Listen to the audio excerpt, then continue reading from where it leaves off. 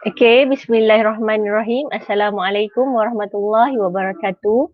Nama saya Nur Arina binti Mat Nawi. Hari ini akan membuat perbincangan tentang satu tajuk melalui subjek pedagogi yang diajarkan oleh Puan Aminah binti Puyung tentang merungkai dan merangkai RPH.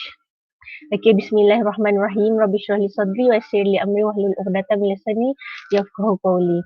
Okey, sebagai contoh ini yang kita lihat adalah RPH yang telah disediakan melalui DSKP. Seperti mana yang cikgu-cikgu tahu, RPH ni mempunyai minggu, hari, minggu yang keberapa pengajaran, hari apa, tarikh, kelas yang diajarkan, waktu, masa dan bidang. Bidang ni kerana dalam contohnya pendidikan Islam ataupun mana-mana subjek, dalam contohnya pendidikan Islam mempunyai 7 bidang. Bidang Al-Quran, Jawi, Hadis, Akhlak, Adab dan lagi 2 lagi lah. Okey, tema hari ini yang akan saya rungkaikan adalah Jawi. Tajuk 7.2 kita boleh rujuk dalam DSKP. Okey, membaca dan menulis suku kata terbuka. SP adalah standard pembelajaran, HP, KK. 7.2.3 menulis suku kata terbuka dengan cara yang betul. HP, saya akan belajar menulis suku kata terbuka dengan cara yang betul. Nombor 1, kriteria kejayaan oleh murid. Saya boleh menulis suku kata terbuka yang lengkap dengan betul. Yang kedua, saya dapat menentukan suku kata terbuka melalui penulisan dengan cara yang tepat. Aktiviti pengajaran hari ini ada 3 kolom. Yang pertama, aktiviti permulaan, aktiviti utama dan aktiviti penutup. Dalam pengajaran ada permulaan, contohnya bacaan doa sebelum belajar dan bacaan surah Al-Fatihah. Guru memancarkan latihan dot tulisan Jawi berkenaan suku kata terbuka. Seterusnya, guru bertanya siapa yang dapat membaca kad gambar tersebut. Seterusnya, guru mengaitkan set induksi dengan PDP pada hari itu. Okey, aktiviti utama pembelajaran adalah murid memberi sumbang saran tentang penulisan suku kata terbuka melalui penulisan sebelum ini. Murid menulis suku kata terbuka yang lengkap secara individu berdasarkan latihan yang diberikan guru. Yang ketiga, murid mengenal pasti suku kata terbuka dengan betul berdasarkan contoh-contoh penulisan yang dibawa. Aktiviti penutup. Murid membuat refleksi sendiri dengan menuliskannya di dalam buku nota masing-masing apa yang mereka pelajari hari ini. Dari mana kita dapat RPH ni selain daripada yang kita tahu dari DSKP? Macam mana kita nak rungkaikan DSKP menjadi RPH? Okey, kita pergi kepada slide yang kedua iaitu merungkai. Merungkai. DSKP Pendidikan Islam tahun 1. Tema Alamku Ceria, bidang Jawi. Standard kandungan, membaca dan menulis suku kata terbuka daripada 7.2. Standard pembelajaran 7.2.3 menulis suku kata terbuka dengan cara yang betul. Okey, untuk pembelajaran akan ada pengetahuan konsep iaitu kata nama lah suku kata terbuka. Apa pembelajaran penting pada hari itu adalah suku kata terbuka. Kemahiran yang kita perlu terapkan kepada pelajar hari tersebut, kita nak ajar apa? Kita tengok apa perkataan kata kerja yang ada dalam DSKP tu. Dia ada perkataan membaca, mengenal dan menulis. Itulah yang akan kita terapkan kepada murid pada hari tersebut. Okey, perkembangan pembelajaran. Apa yang murid boleh dapat hari itu daripada kita? 7.2.3 menulis suku kata terbuka dengan cara yang betul. Apabila kita dah tahu DSKP pembelajaran hari itu, inilah yang kita kena lancarkan atau kita laksanakan dalam pembelajaran kita dalam bilik darjah tersebut pada hari tersebut lah. Okey, hasrat pembelajaran. Hasrat pembelajaran ni oleh para pelajar lah. Kita harap dia dapat apa pada hari itu. Katanya apa? Nombor 1 dalam DSKP tadi. Saya akan belajar menulis suku kata terbuka dengan cara yang betul. Ni kita dah kita rungkaikan kan. Nanti kita rangkaikan pula. Kriteria kejayaan. Apa yang mudah ada dapat daripada apa yang kita rujuk di SKP kan. Apa yang perlu kita buat apa semua. Budak dapat apa hari tu? Yang pertama, Kita boleh kata murid boleh menulis suku kata terbuka yang lengkap dengan betul. Yang kedua, dia boleh kata juga bahawa murid dapat menentukan suku kata terbuka melalui penulisan dengan cara yang tepat. Itu adalah merungkai apa yang murid dapat, apa yang murid perlu belajar itu dan apa yang guru perlu bagi kepada murid pada hari tersebut. Pembelajaran dan pengajaran kita mestilah berdasarkan oleh PSKP hari tersebut lah. Okey, merangkai pula. Merangkai kriteria kejayaan yang pertama dan yang kedua. Tadi macam kita tengok tadi, kriteria kejayaan tadi kita ada 2, betul? Okey, jadi yang pertama, saya boleh menulis buku kata terbuka yang lengkap dengan betul. Apa, budak betul ke dapat macam tu? Okey, murid memberi sumbang saran tentang penulisan suku kata terbuka melalui penulisan sebelum ni. Kita akan ada buat cara penulisan lah, kita tengok berkesan ke tidak pengajaran kita hari tersebut. Seterusnya, murid menulis suku kata terbuka yang lengkap secara individu berdasarkan latihan yang diberikan guru. Maknanya kita dah ajar-ajar, kita bagi dia latihan. Kita ajar-ajar, kita cek dia melalui penulisan dalam buku tulis dia yang dia buat tu lah. Okey, kriteria kejayaan yang kedua. Saya dapat menentukan suku kata terbuka melalui penulisan dengan cara yang tepat. Macam mana kita nak tahu dia ni dapat ke tidak buat penulisan dengan cara yang tepat? Murid mengenal pasti suku kata terbuka dengan betul berdasarkan contoh-contoh penulisan yang dibawa. Kita tengoklah dia bunyi, kita boleh menilai mereka dapat buat ke tidak pembelajaran hari tersebut dengan cara kita tengok contoh-contoh penulisan dan latihan-latihan yang mereka lakukan. Okey, ini adalah model pembelajaran murid.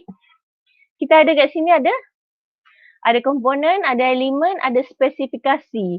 Okey, jadi komponennya aspirasi. Aspirasi pembelajaran kita hari ini adalah pencapaian murid dipengaruhi oleh jangkaan mereka terhadap diri sendiri dan persepsi orang lain terhadap mereka. Elemen jangkaan dan elemen keperluan dan minat. Kita jangka apa murid ni dapat. Murid percaya akan kemampuan diri sendiri. Lepas tu kita jangka murid sedar akan jangkaan orang lain terhadap kemampuan dirinya. Lepas tu murid membina dan menilai kriteria kejayaan bersama rakan. Keperluan dan minat murid. Apa yang murid perlu belajar dan apa yang murid minat. Kita kena tengok kat sini. Murid terlibat sepenuhnya dalam pembelajaran. Tak bolehlah ada yang tidur ke apa ke semua. Kita kena pastikan anak-anak murid kita dalam kelas tu bagi penumpuan yang sepenuhnya dalam pembelajaran kita hari tersebut. Yang kedua, murid terlibat secara aktif berdasarkan keperluan dan minat. Nak memastikan murid kita ni terlibat secara aktif, kita kena pandailah menyediakan alat bahan bantu mengajar kita supaya pembelajaran kita mengikut DSKP tu menjadi lebih menarik dan murid pun jadi nak tahu apa seterusnya tentang pembelajaran yang kita ajar tu. Okey, seterusnya murid merancang tugasan yang dapat mendalami konsep berasaskan penyelesaian masalah relevan dan autentik. Ini selalu kita belajarlah, kita jumpa, iaitu untuk pembelajaran sesuatu benda kita kena tahu konsep. Lepas tu ada masalah. Dari masalah kita bagi penyelesaian. Barulah pembelajaran kita tu selari dan sekata lah. Jadi tidak mendatangkan bosan dan pembelajaran yang kita perlu sampaikan tu sampai. Okey, seterusnya kita akan pergi kepada program 6C 1/2. Apa yang murid dapat melalui apa? 2.1, 2/1. Kewarganegaraan. Murid perlu memahami nilai dan pandangan global yang pelbagai. Kita ada skala sampai skala 5, dari skala 1 sampai skala 5. Daripada skala 1 kriterianya kriterianya murid melihat dunia dari perspektif mereka sendiri.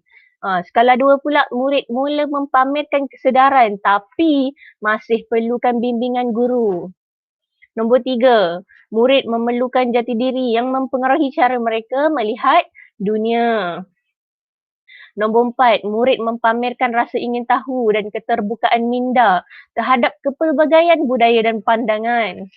Nombor 5, murid menggunakan pemahaman tentang pelbagai budaya untuk mempertimbangkan isu global. Kalau kita tengok dari sini, ini mereka sendiri. Kalau tengok skala 5 pula, dia dah berkemampuan untuk berfikir secara global. Masalah-masalah yang besar. Jadi skala 1 hingga 5 ni, kita kena tengoklah apa kemampuan murid kita. Lain kemampuan murid kita, lainlah cara kita mengajar. Pendekatan kena berbeza-beza lah, macam pembelajaran bermakna yang kita belajar tu, yang kita dah belajar, yang para cikgu sudah belajar kan, pembelajaran bermakna, pembelajaran kontemporari yang kita perlu applykan dalam pembelajaran kita. Kita kena kenal murid, apa dia punya minat, apa dia punya kebolehan, apa yang dia dapat hari ni, murid mana yang dapat, murid mana yang tak dapat. Berbeza-beza murid ni. Okey, yang kedua, 2.2, kewarganegaraan perspektif global. Sama jugalah, dia ada skala 1 sampai 5. Kita kena bacalah sini kriteria. Yang pertama, perspektif global sama dengan perspektif majoriti masyarakat tempatan. Maknanya dia sama. Yang kedua, murid mengambil kira pelbagai sudut pandangan berbeza. Dia dah nampak dah. Nombor 3, murid menunjukkan minat untuk terlibat secara aktif dalam menyelesaikan masalah dunia. Nombor 4, memahami peranan mereka dan terlibat secara aktif dan berfikir tentang tindakan dan membuat tindakan untuk dunia. Dah nampak dah, hebat dah anak murid kita tu. Nombor 5, murid terlibat secara aktif untuk memberi kesan atau impak kepada dunia. Dia bukan saja berfikir, malah dia dah secara aktif dah bagi kesan kepada dunia. Itulah setiap pemimpin yang ada dari ni bermula dari anak-anak kecil. Jadi kitalah yang kena mendidik mereka jadi anak-anak yang baik. Okey, 2.3, kewarganegaraan. Apa dia punya kriteria ni? Perspektifnya adalah minat yang tulen terhadap manusia dan kelestarian alam sekitar. Macam mana kita nak tengok anak-anak murid kita ni? Skala 1 sampailah, sini ada 4 je. Okey, kriteria. Kriteria yang pertama, tentang minat yang tulen ni terhadap manusia dan kelestarian alam sekitar. Kita tengok murid mempunyai kesedaran atau keprihatinan yang rendah terhadap isu alam sekitar. Maknanya murid kita ni biasa-biasa je. Dia tidak begitu berminat sangatlah dengan sosial semua ni. Yang kedua, murid mula menyedari bagaimana sesuatu tindakan individu memberi kesan kepada alam sekitar. Dia sedar dah bahawa setiap individu kat dunia ni bagi kesan. Tukang sapu sampah, tukang cuci tandas, siapa lagi? Pencipta ubat nyamuk, lagi tukang masak, peniaga-peniaga, semuanya bagi kesan kat dunia. Dia dah sedar. Sebelum ni dia tak tahu apa-apa. Yang skala 1 ni dia tak kisah tentang siapa-siapa pun kan. Okey, nombor 3. Skala 3, murid menghargai kepentingan alam sekitar dalam kelangsungan hidup. Dia dah tahu dah pentingnya alam sekitar. Kalau alam sekitar tercemar, alam sekitar dimusnahkan, apa yang terjadi pada kita? Nombor 4, murid menghargai alam sekitar dan mahir menyelesaikan isu-isu kelestarian. Maknanya dia dah hargai, bukan sekadar hargai, dia boleh menyelesaikan isu-isu bencana, isu-isu masalah, contohnya masalah sampah yang terlalu banyak. Dia tahu kita kena kumpul, kita kena buang, kita kena satukan sampah, kan? Macam itulah yang lain-lain. Itulah tahap pemikiran anak-anak murid kita. Kita kena rangkai apa kebolehan dia. Melalui inilah kita kena masuk ke dalam RPH ni lah. Apa yang mereka boleh, tahap mana je mereka boleh berfikir. Semua ni lah. Okey, kita tengok plot 3.1, kolaboratif saling bergantung dalam satu kumpulan. Tadi tentang kepekaan. Ini tentang tengok bagaimana anak-anak murid kita ni boleh bekerjasama dalam satu kumpulan. Maknanya pergaulan mereka dalam kelas tu macam mana. Sama juga daripada skala 1 sampai 5. Kriteria yang pertama, murid melaksanakan tugasan tetapi tidak berfungsi sebagai satu pasukan. Dia kuranglah dari segi pasukan tapi dia boleh buat tugas. Nombor 2, murid kita ni bekerjasama dalam kumpulan. Tapi kepakaran individu tidak dimanfaatkan sepenuhnya. Mungkin kat situ mereka kurang dari segi toleransi. Kita kena bantu mereka lah. Toleransi dan komunikasi. Kita kena tingkatkan benda ni dalam individu, setiap individu murid-murid kita ni lah. Okay, kita tengok pula nombor 3.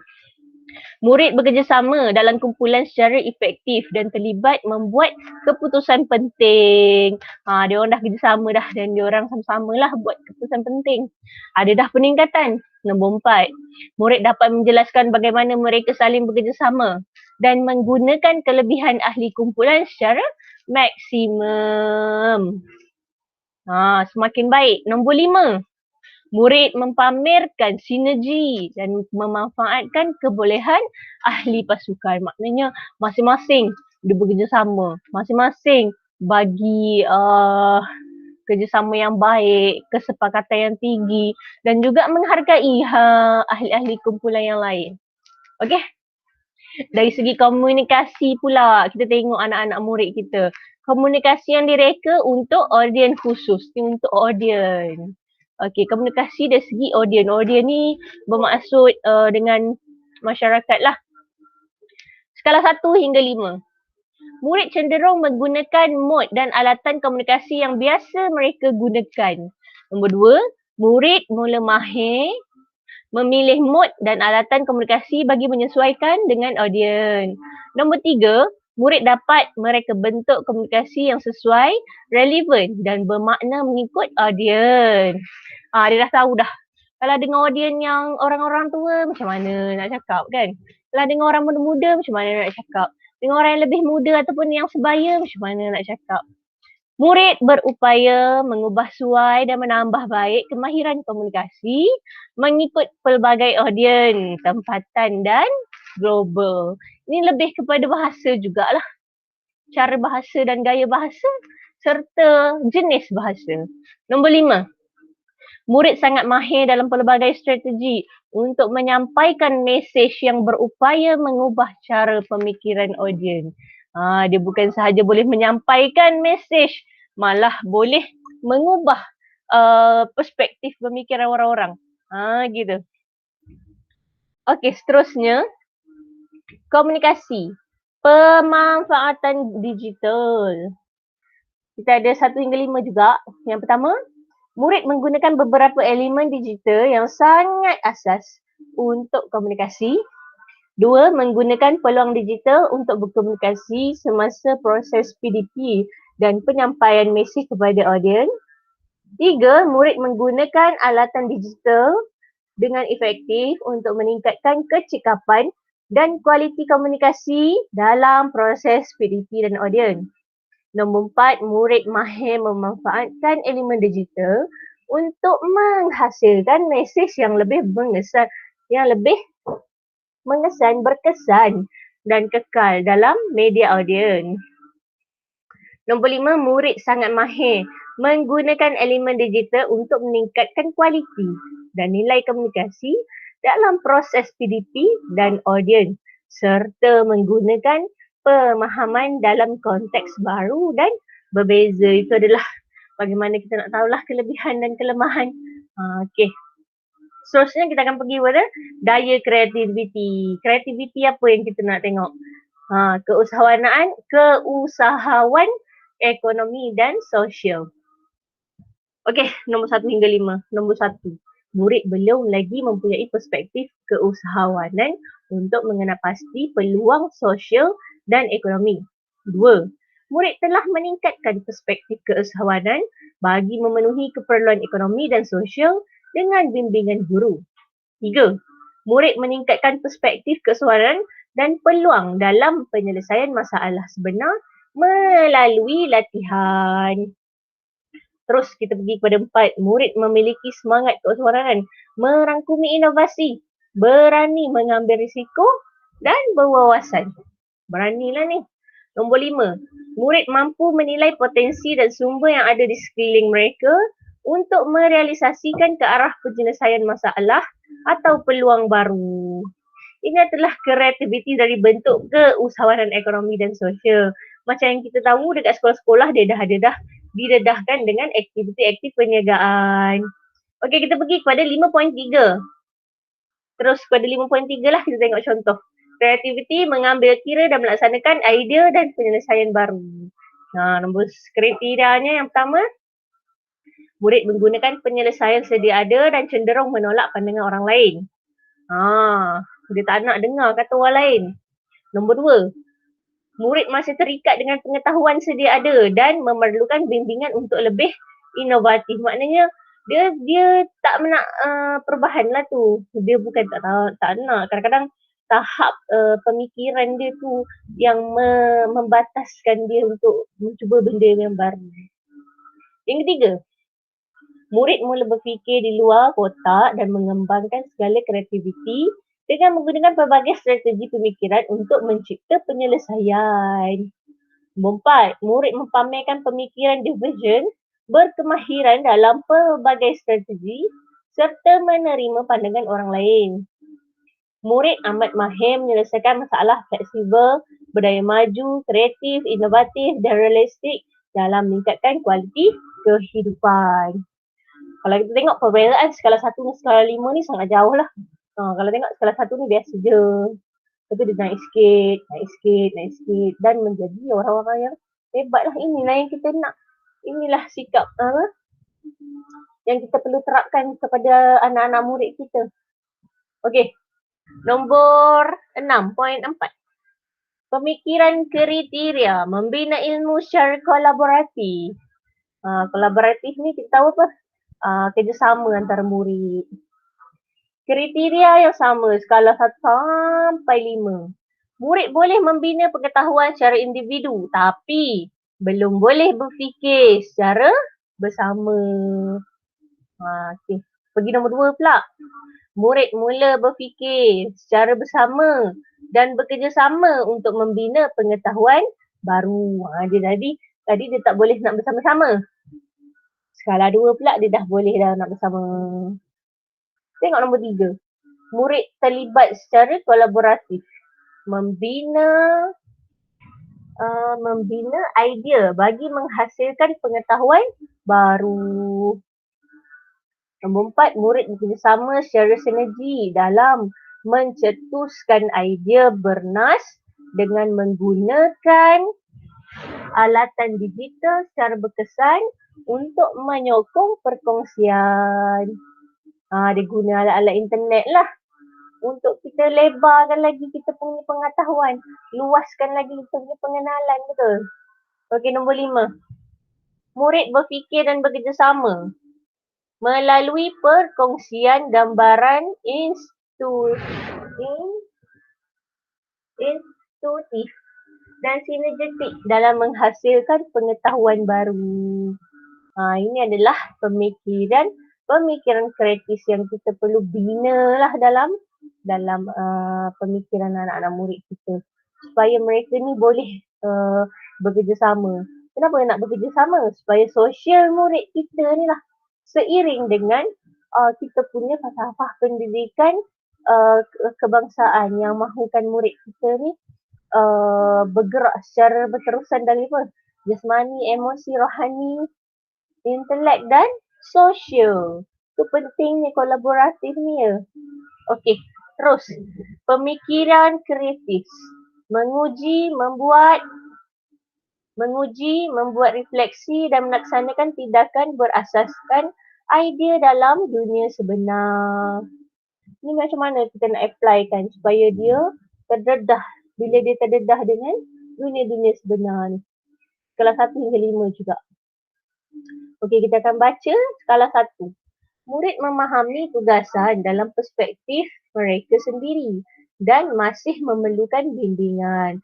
Ni baguslah, dia tahu yang dia perlukan bimbingan. Okey, yang kedua. Murid membina kemahiran asas untuk mengembangkan idea dan pembelajaran yang berbeza dengan bimbingan. Tadi belajar je, dia faham je. Yang ni dia nak kembangkan juga. Okey, nombor 3.